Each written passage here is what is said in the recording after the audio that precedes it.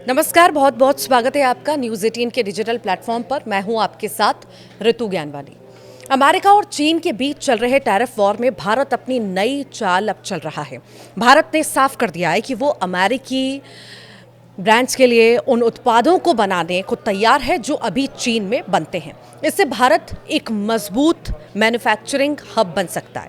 America के साथ ही tariff को लेकर बातचीत भी तेज हो रही है। भारत इस मौके का फायदा उठाने की पूरी कोशिश भी कर रहा है।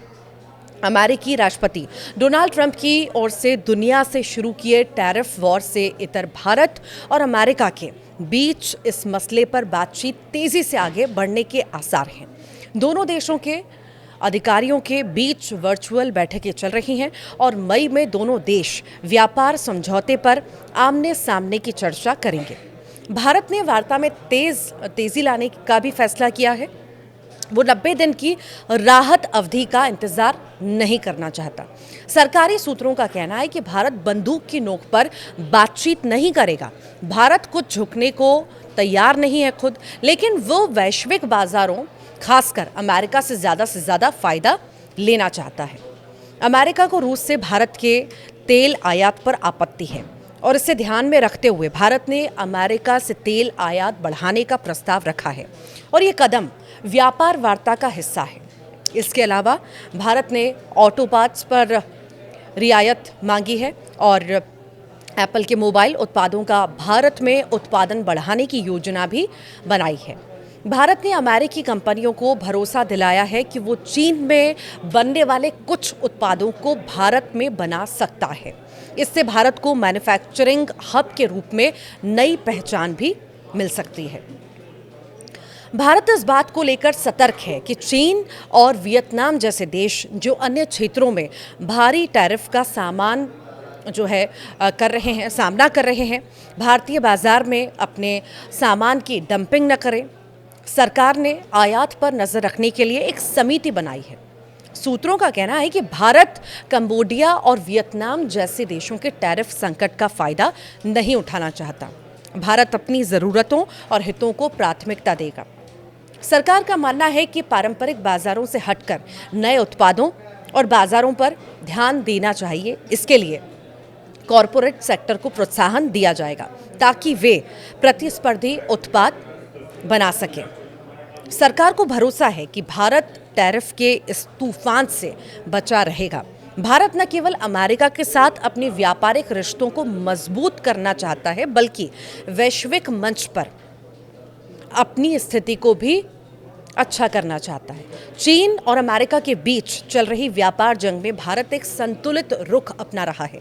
वो न तो किसी का पक्ष लेना चाहता है और न ही किसी के नुकसान का अनुचित फायदा उठाना चाहता है। इसके बजाय भारत अपनी आर्थिक नीतियों को मजबूत करने और आत्मनिर्भरता बढ़ाने पर ध्यान दे रहा है।